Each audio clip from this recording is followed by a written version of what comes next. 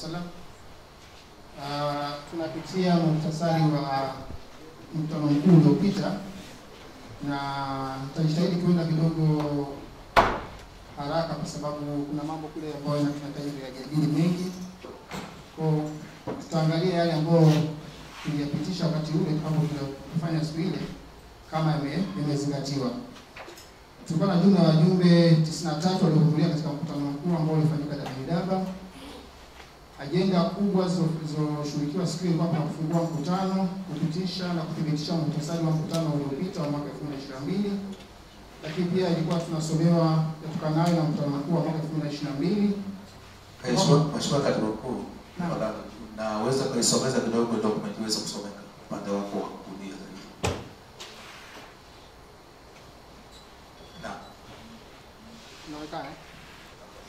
Naam. Lakini pia agenda ya 4 ilikuwa ni kuwasilisha na kujadili taarifa ya utendaji na fedha ya mwaka 2023. Lakini pia kujadili na kuidhinisha mpango kazi na bajeti ya mwaka 2024 ambao leo tutakuja kupata ripoti ya utekelezaji wake. Tulikuwa tuna taarifa za matawi mengineyo na kufunga kikao. Mkutano mkuu ulifunguliwa mnamo saa 4 asubuhi kwa dua ya pamoja baada ya wajumbe kusomewa agenda na mwenyekiti na kuwauliza endapo kulikuwa na agenda ya nyongeza, na wajumbe wote walisema hakukuwa na agenda ya nyongeza, kwa maana kwamba waliridhia agenda zilizowasilishwa. Iliyojadiliwa na kuazimiwa, agenda ya kwanza kupitisha na kuthibitisha muhtasari wa mkutano mkuu wa mwaka 2022. Wajumbe walipitisha muhtasari na agenda iliyokuwa inafuata, agenda ya 3 ilikuwa ni kusomewa yatokanayo na mkutano mkuu, na wajumbe walipitisha yatokanayo kama ilivyowasilishwa. Agenda iliyofuata ilikuwa kuwasilisha na kujadili taarifa ya utendaji na fedha ya mwaka 2023. Kuna mambo ambayo yalipendekezwa yafanywe kutokana na taarifa ile ambayo leo tutakuja kuyaona. Iliazimiwa kwamba sekretari ianzishe Trade and Investment Center.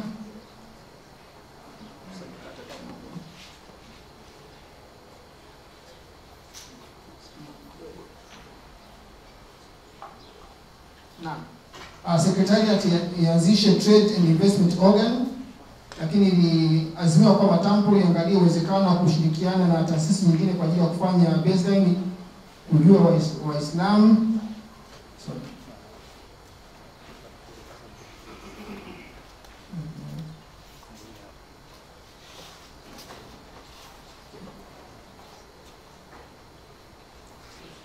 Lakini pia iliazimiwa kwamba secretariat na kila tawi waangalie mbinu na mikakati ya kuimarisha imani za wanachama, kwa maana wanachama wa TAMPRO. Lakini pia secretariat iimarishe mahusiano na NGO na balozi mbalimbali. Lakini pia iliazimiwa kwamba kuwe na vitambulisho vya wanachama wa TAMPRO. Agenda iliyofuata ilikuwa kujadili na kuidhinisha mpango kazi na bajeti ya mwaka 2024.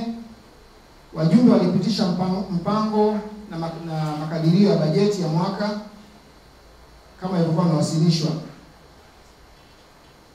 Kulikuwa kuna agenda ya 6 ambayo ni taarifa za matawi, na kuna mambo kadhaa yaliazimiwa ikiwepo kila tawi liunde task force kwa ajili ya recruitment ya wanachama wapya kwa mtu mmoja na kwa kutembelea vioni.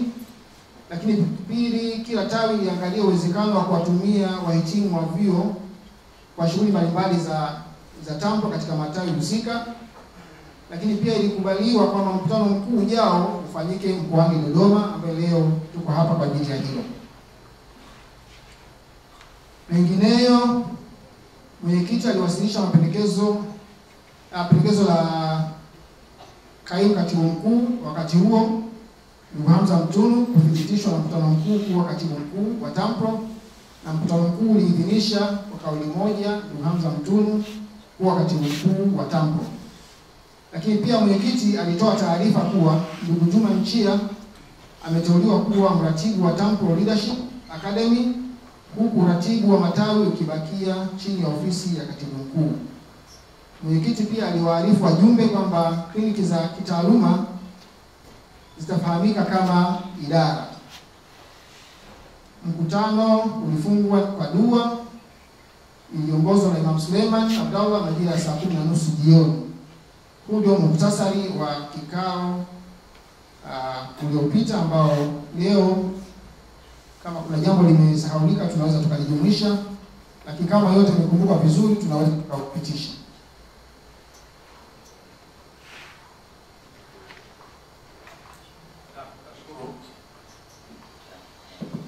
Nashukuru katibu kwa kutusomea muhtasari na yale ambayo tutazimia katika kikao chetu kilichopita. Turudishe mezani kwa wajumbe, hasa wale ambao walihudhuria mkutano uliopita, kama kuna jambo ambalo tulizungumza na halijaripotiwa hapa au kuna marekebisho katika hizi taarifa. Karibuni, na karibisha watu watatu kwa haraka ili tuweze lakini pia tuna fursa pia kufikishia secretariat yale ambayo tunadhani tumeyasahau katika taarifa hii, tutayaweka inshallah. Na kuna yeyote mwenye maoni katika haya yaliyowasilishwa hapa? Basi maana yake ni kwamba taarifa iliyowasilishwa iko sawa. Basi tutaendelea na ajenda nyingine. Asante. Pamoja na hilo, lakini nadhani hapa tutafanya maboresho kwa jumbe. Huu muhtasari wa mwaka jana, kwa hiyo watu wengi vitu wengine wanaweza kawa wamesahau. Kwa hiyo tumetoa maelekezo kwa secretariat ndani ya wiki hii muhtasari wa kikao hiki kutoka, ili watu wakitoa maoni yao watakuwa wameyatoa mapema, tukija kwenye kikao inakuwa labda ni kupitisha, lakini kwa kweli vitu vingi wanaweza kuwa wamesahau. Kwa kama sehemu ya maboresho tumeomba tufanye hivyo. Katibu, tunaweza tukapresenti sasa ajenda inayofuata yatokanayo na maazimio ya mkutano mkuu wa mwaka jana. Tuliazimia nini na tumetekeleza vipi?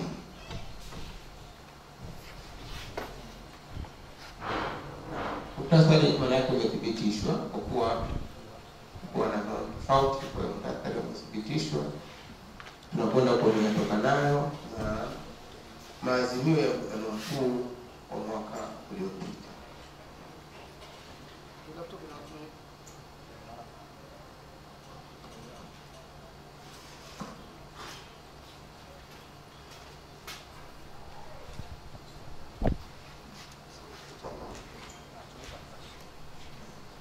Mkutano ule wa mwaka 2024 mwezi Februari, iliazimiwa kwamba kila tawi liunde task force kwa ajili ya recruitment ya wanachama kwa individuals na pia kwenda vioni. Kimsingi zipo jitihada chache zinazofanyika kwenye baadhi ya matawi. Inaweza isiwe katika ile model ya task force, lakini ukienda kwa mfano Dar es Salaam, Kagera na wapi, wana jitihada fulani wanazozifanya kwa ajili ya recruitment ya wanachama. Japo inaweza kuwa sio task force katika mfumo ambao tumefikiria. Samahani katibu, kama unaweza kuikuza zaidi watu waweze kuona, unaweza kutanua kuna nini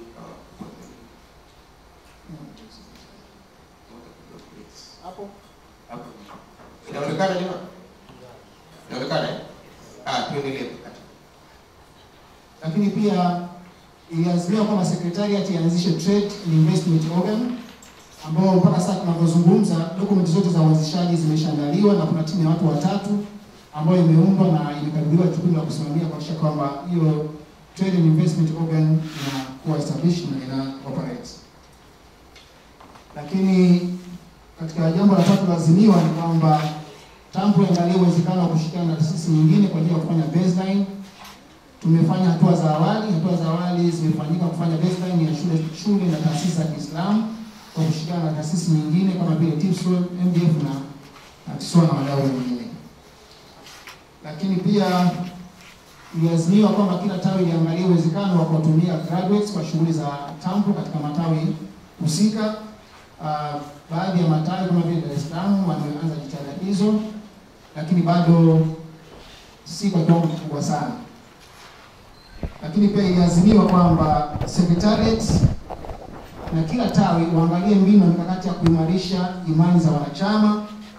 Mpaka sasa tunafahamu kwamba makao makuu kumekuwa na utaratibu wa kuwa na itikafu ya kila mwezi, lakini labda kwenye matawi pengine wakati wanawasilisha taarifa zao wanaweza katueleza initiative walizonazo katika ngazi ya matawi kwa ajili ya kuimarisha imani za wanachama.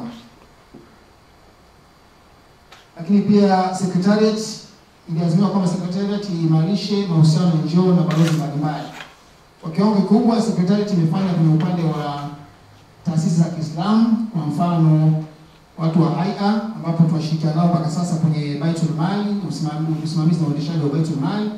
Kuna ushirikiano pia na kwa mfano kama na BAKWATA wakati unafanyika mchakato wa kuandaa vision hii mpya ya serikali. Sisi tumeshirikiana na BAKWATA, tulikuwa ni miongoni mwa taasisi zilizokuwa zikiongoza kuweza kuandaa maoni ya Waislamu kwa kuchangia dira ya taifa. Lakini pia tunashirikiana na Tamsia, Baraza Kuu, kuna MDF, Jasuta, MUM, TISWA na wengine katika shughuli mbalimbali. Lakini bado kwa kweli hatujafanya vya kutosha au hatujafanya kwa upande wa balozi za nchi mbalimbali. Na kuna moja tunaendelea kama tulisahau kuliandika ni swala la kuwa na vitambulisho vya wanachama. Bado hili bado hatujalifanyia kazi. Shukrani.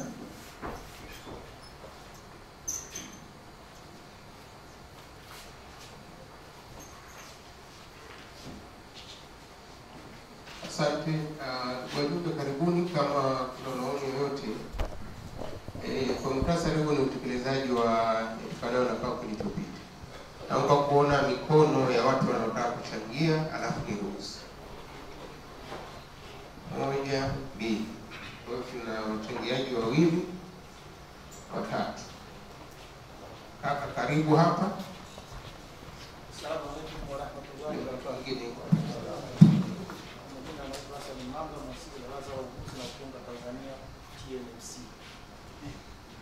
Na mimi nataka kuongezea hapo katika utekelezaji kidogo kuonyeshe kwa sababu tafadhali naomba uweke mic mdomoni ili watu wakusikie tafadhali.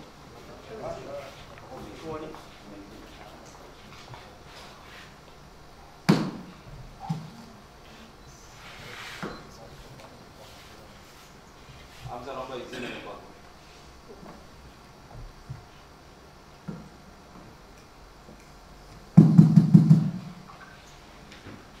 kwenye utekelezaji, kwa sababu hii ndio inatupa dira ya kuona je, tulichokubaliana mwaka 2024 kifanyike, nani mhusika na kilifanyika kwa kimetekelezeka kwa hatua gani. Kwa hiyo nafikiri tuongeze, kuna sehemu kwa mfano kuna mambo ambayo hajafanikiwa, hajatekelezeka, labda tuseme. Lakini kuna sehemu pale maana imeandikwa tu Dar es Salaam. Yaani Dar es Salaam yeye anajua, alitusomea anajua mzee kwa nini Dar es Salaam. Sio wengine hatukwenda. Ameandika tu pale Dar es Salaam kwenye utekelezaji. Kwa hiyo lazima tuonyeshe, tuandike kwa kama ulivyoandika mengine, usiandike tu Dar es Salaam bali. Lakini pia nafikiri tuonyeshe status, tuonyeshe kwamba linaendelea au limetekelezeka. Ili yale ambayo unajua hajakamilika tuendelee nayo kwa mwaka huu 2025. Na yale ambayo yamekamilika basi tunaone jinsi katika ukamilifu wake kwa ajili ya kufanyia kazi. Nyayo kwa changia.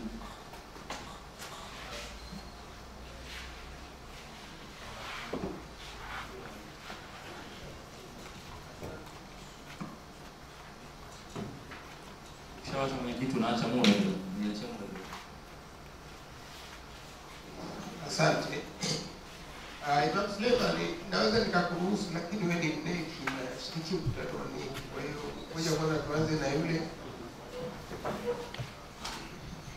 Naam, kama mzungumzaji wa kwanza aliyetoka katika maboresho tukiwa kama tampo. Kwa jina naitwa Hamza Kombo, natokea ofisi ya Rais Tume Mipango Dodoma. Katika maboresho tunatumia lugha fasihi, baadhi ya maneno tumetumia katika lugha ya kigeni. Kwa hiyo kama muhtasari wetu uwe katika lugha moja ingependeza zaidi. Mfano neno task force tungeandika lugha fasaha kikosi kazi. Documents tungeandika nyaraka. Graduate tungeandika wahitimu na baadhi ya maneno mengine katika kuboresha namna ya uperemaji wa ripoti yetu. Asante. Imam Suleiman zungumza, ndio lako hatutalijibu kwa sababu utakuwa uzungumze kwenye kikao. Shukrani. Asalamu alaykum. Kama alivyotambulishwa na mimi ni Imam Suleiman, amini dawa yani mwenyekiti wa uchaguzi.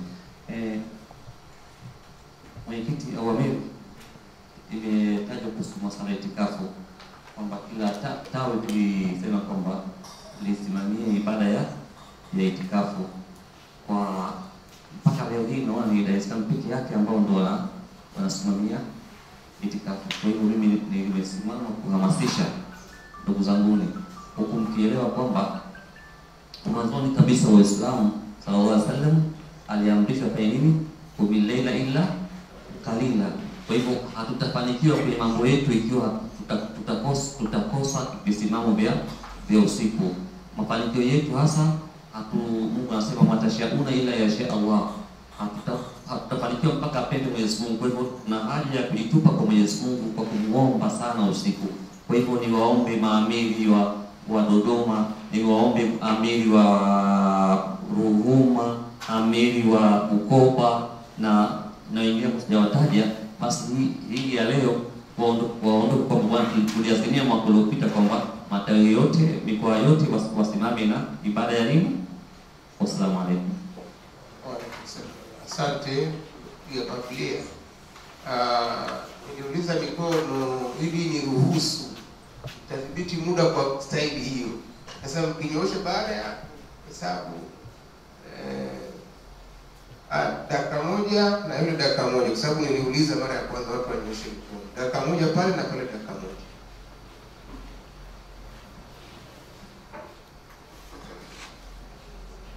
Asalamu alaykum kwa watatu. Naitwa Aliali, natokea Sijana Dodoma na pia mwandishi wa kampuni ya Wema Takafu. Mimi katika ripoti inabidi nikafafanua kidogo. Bahati mbaya baadhi yetu hatukuwepo kutupita.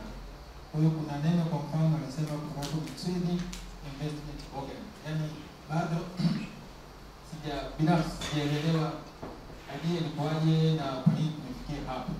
Kuna issue ya baseline nitaje pia. Yaani idea ilikuwaje na kwa nini itakiwa ifanyike. Kwa labda ni vituo vile ambavyo tunafanya. Asante. Asante. Kwa mwisho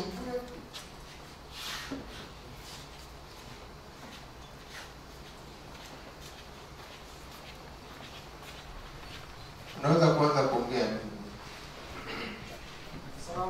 Salamu alaykum, naitwa Hamza Mringo, natokea Dar es Salaam. Naungana na wenzangu hayo ambao wameyazungumza, na mimi nilikuwa na jaribu kuwazawaza yanakuwa, lakini nilihisi kwenye ripoti pia aidha kwa uchache kama si kwa upana sana ingeonyesha kama kuna jambo ambalo halikutekelezeka, basi angalau hata sababu mbili tatu kutokana na hili na hili ndio nilifanya. Salamu alaykum. Waalaikumsalam. Maboresho yamepokelewa. Sheikh Hamza, naomba ujibu hili la investment organ na baseline. Assalamu alaykum wa rahmatullahi wa barakatuh. Katika mkutano uliofanyika au uliopita, kuna ushauri au mapendekezo yalitolewa kwamba kwenye swala la investment organ, kwa maana ya investment trade organ, ilikuwa ni kwamba tuna Tanzania Chamber of Commerce ambao ni wafanyabiashara wote kabisa, na hakuna selection kwamba wana coordinate biashara halali au haramu au biashara namna gani. Kwa hiyo mgeni rasmi alikuwa siku ile akashauri kwamba iko haja ya Waislamu kuwa na Chamber of Commerce ambayo inaweza ikawa coordinate, ikaleta pamoja wafanyabiashara moja kwa pamoja, wanaweza wakasaidiana kuweza kuziona fursa za kibiashara, wanaweza karatibu biashara wanaweza karatibu kama vile ambavyo inafanya Chamber of Commerce ya kawaida ya secular, lakini katika mtazamo wa Kiislamu, kwa maana kwa ajili ya biashara ambazo ni halali. Kwa hiyo moja katika maazimio ikawa ni kutambua facilitate establishment ya hiyo organ na iwe na autonomous iweze kuratibu hiyo. Lakini kwenye swala la baseline ilikuwa ni kwamba tunahitaji kuwa na information fulani mkononi. Kwa mfano leo mtu akiuliza tuna shule ngapi za Kiislamu za msingi, aweze kusema tuna shule 100, 10 ziko mkoa fulani, 5 ziko sehemu fulani, 20 ziko sehemu fulani. Ngapi za sekondari zipo, anaweza kazitaja ziko sehemu fulani, ziko sehemu fulani, ziko ngapi. Na baadaye ni kama ni misikiti, tuna misikiti mingapi. Kama ni na mfano wa namna hiyo. Kwa hiyo tuna database ambayo inaweza kutusaidia pia katika decision making. Na ikaonekana kwamba tampo wa kushirikiana na taasisi zingine wanaweza facilitate na tukafikia mahala tukawa tuna information ambazo Waislamu tunaweza kuzitumia kwa ajili ya maendeleo yetu. Kwa hiyo TAMPO ikachukua hilo moja katika maazimio kwa ajili ya kufanyia kazi. Asalamu alaykum.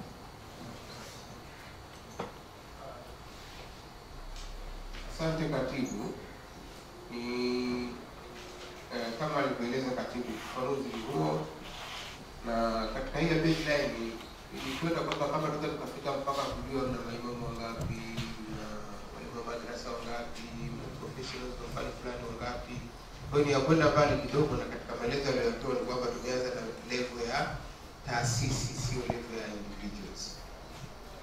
Maboresho yamepokelewa kama nilivyoeleza, lakini kikubwa ndugu zangu, na kuhusia nafsi yangu, matters arising, muhimu huwa sio kuijaza, ila ni kufanyia kazi yale ambayo yameamuliwa. Ukiyafanyia kazi hata kujaza kunakuwa kwepesi sana. Yaani kama vile matawi hapa yamefanya itikafu, wala huangaika sema matawi fulani yamefanya itikafu kama hujafanya.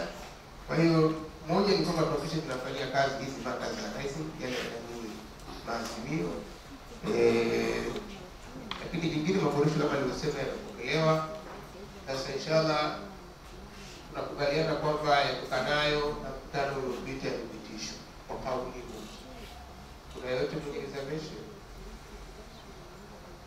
Kama hakuna, yatokanayo na mkutano uliopita yamethibitishwa pamoja na maboresho yaliyopendekezwa.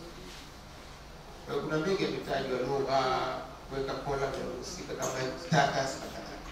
Asante. Ajenda inayofuata sasa ni taarifa ya utendaji mwaka 2024 pamoja na taarifa ya fedha. Kwa hiyo tutaomba Brother Hamza kwa dakika 15, dakika 10 au 15 kukamilisha taarifa zote mbili.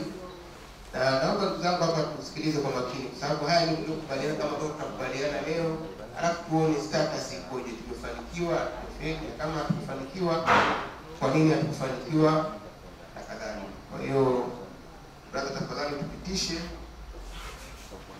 Akimaliza kuwasilisha hiyo na matawi wakimaliza kuwasilisha, tutatoa nafasi sasa ya mchango, maswali na maoni. Brother, karibu.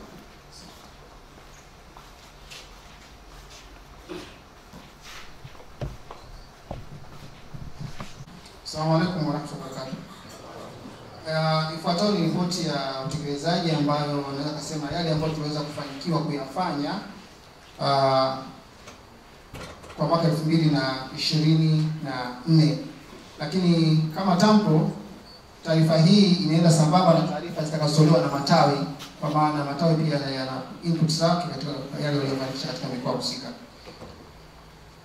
Tutaangalia purpose ya ripoti, activity zilizofanyika, na mwisho tutaangalia income and expenditure ambayo itakuonyesha pia performance yetu ilikuwa namna gani.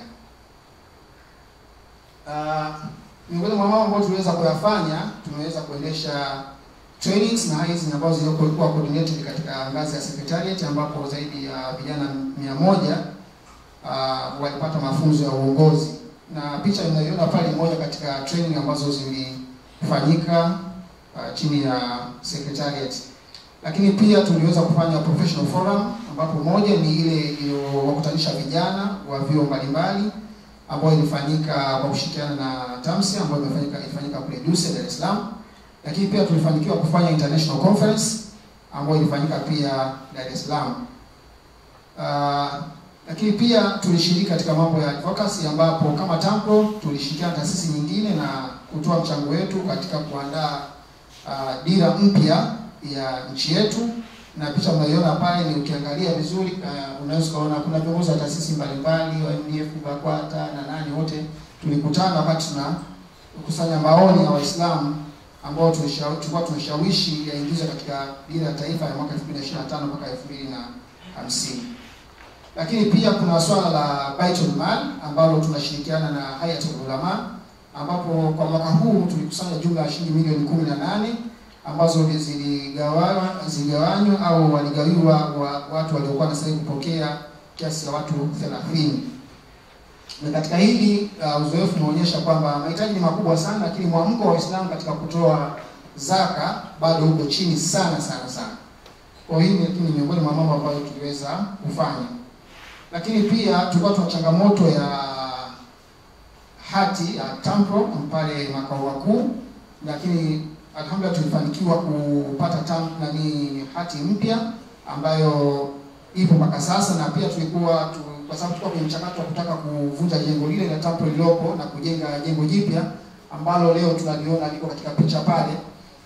Tuliomba kibali kwa ajili ya udomoaji na tulipata kibali, lakini kwa bahati mbaya mpaka kibali kime expire tuweza kufanya utekelezaji kwa sababu bado tulikuwa tunatafuta ofisi kwa ajili ya kuhamishia shughuli za TAMPRO. Lakini kuna mambo mengine ambayo tunayafanya kwa pamoja kwa shirikiano na taasisi mbalimbali. Kwa mfano, kiasi cha zaidi ya vijana 1000 tuweza kuwafikia kwa kushirikiana na taasisi mbalimbali ikiwemo Muslim University of Morogoro, TAMSEA, TISOA na TISTA. Lakini zaidi ya viongozi 1500 tuweza kuwafikia kwa kupitia kushirikiana na watu wa UMATA na TIPSO. Lakini pia kama alivyozungumza Imam Suleiman, kwa ngazi ya secretariat tumeweza kuhudumu katika kila mwezi kufanyika kwa itikafu, na kuna swala la kusaidia NGO. Kuna NGO ambao tumeshirikiana nao, tumewasaidia katika kuisajili, lakini pia tulikuwa tumeweza kuanzisha small income generating activities kwa ajili ya kusapoti mahitaji ya kawaida ya uendeshaji wa ofisi. Na kulikuwa tuna changamoto ya usajili katika Wizara ya Mambo ya Ndani, kwa maana kwamba tulikuwa hakuna returns kwa zimefanyika kwa muda mrefu, lakini sasa hivi tumekaa vizuri. Hatari iliyokuwepo ilikuwa ni kwamba katika status tuliyokuwa nao mpaka kufikia mwaka jana, yani ingeweza kufutwa na bado tusingekuwa na hoja ya msingi kwa nini tusifutwe. Lakini mpaka sasa hivi tunapozungumza tumesha kuweza kuupdate taarifa zetu zote kwa Wizara ya Mambo ya Ndani, lakini pia website imeshakuwa updated, sasa hivi iko vizuri. Na kama nilivyosema ile katiba from Muslim Chamber of Commerce ile organ ambayo tunazungumza imeshaandaliwa na taratibu zingine zinaendelea. Lakini kuna gaps ambazo tunapaswa sasa kama members wa TAMPRO kuziangalia na kuzizingatia. La kwanza ni tumefeli kumobilize enough resources kwa ajili ya TAMPRO House. Kama tutakavyoona kwenye budget, kwa sababu tumeweka na performance, tunaweza tukaona ni kiasi gani kilikusudiwa kukusanywa na kiasi gani kimekusanywa. Lakini pia tulikusudia kuanza na Mnara Magazine ambao mpaka sasa kwa kweli hatujafanikiwa kuirudisha kwenye jamii. Lakini tuazimia management guide iwe zimetengenezwa ya ile madrasa na nyingine, lakini hakuna elimu, na mpaka sasa hakuna hata moja ambayo imechapishwa. Lakini Muslim Chamber of Commerce haijaanza bado kwenye mchakato ambao tulitarajia kama ingekuwa imeshaanza, lakini mpaka tunapozungumza leo haijaanza. Tuna hatua fulani ambazo tumezipiga. Lakini changamoto nyingine ni kwamba bado hatuna reliable income generating projects ambao tunahakika kwamba inafanya vizuri na inaweza ikasupport operational za TAMPRO. Lakini key challenges, kwa nini hatukuweza kufikia, why these gaps tunaziona hapa, kwa nini gaps hizi? Kuna changamoto ambazo kwa kweli kama members, mgeni rasmi aliweza ku-highlight pale, akawa anatuuliza mmefanya, kama mmefanya kwa namna gani, hamjafanya kwa nini na kadhalika. Lakini miongoni mwa changamoto ambazo tunakabiliana nazo kama TAMPRO ni kukosa full time senior employee wa kumanage organization operations na project mbalimbali. Kwa sababu kupata senior person kuwepo ofisini full time kwa muda wote kunahitaji gharama, ambazo gharama hizo hatuna source of income ya kutuhakikishia kwamba huyu mtu anaweza akalipa full time. Kwa hiyo hii imebakia kuwa ni moja katika changamoto kubwa sana, kuwa na mtu au watu ambao wana capacity ya kutosha, wanaweza manage projects na operation mbalimbali za taasisi. Lakini pia lack of stable source of income kusupport hizo organizational programs imekuwa tatizo. Lakini tuna changamoto kubwa zaidi, pengine inaweza kuwa kubwa kuliko zilizotangulia, ni low commitment ya buy-in from members. Sisi ndio TAMPRO members wenyewe, kila mmoja wetu anaweza kaangalia, ukiacha yule ambaye amesema nimetoa contribution yangu, monthly subscription yangu shilingi 10,000, ni kwa kiwango gani amecommit muda wake, maarifa yake na kila kitu kwa ajili ya kupeleka mbele Uislamu kupitia TAMPRO. Kila mtu akifanya evaluation yake binafsi ataona kwa kweli commitment yetu kama Musi professionals individually iko chini sana. Kwa hii inaweza kama imechangia tumeshindwa kupata watu ambao committed unani kama kwa maana ya staff, imeshindwa kufikia mahali kwa kuna income generation activities ambazo zinaweza kutusaidia sustainable income.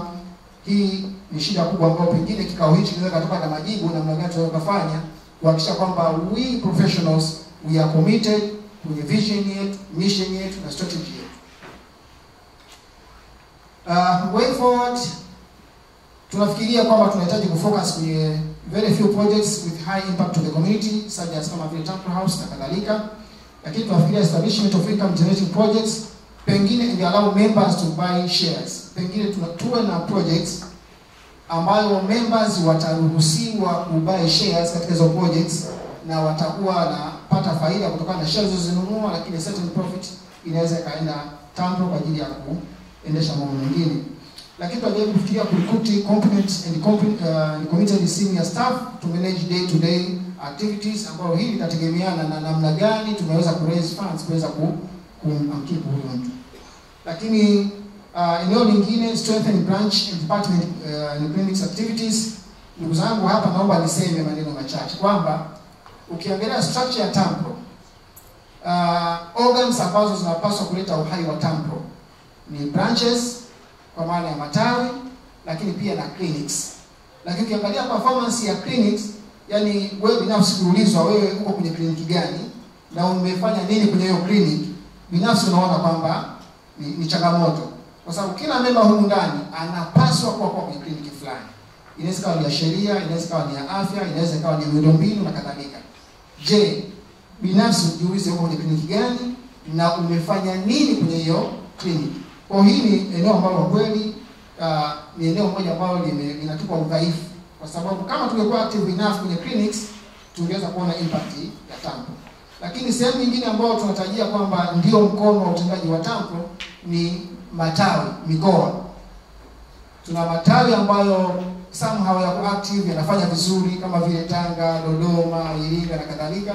Lakini kuna matawi ambayo they are still struggling, yani kwa kiwango cha juu sana. Na kuna matawi mengine almost ukifika pale unamtafuta kiongozi unaweza kwa siku 3 hujaona kiongozi wa tawi. Kwa hiyo kule kwenye matawi hatujafanya vizuri sana. Kwenye clinics pia hatujafanya vizuri sana. Ndio maana tunajaribu kuona kwamba ni maeneo ambayo tunahitaji kuyaangalia.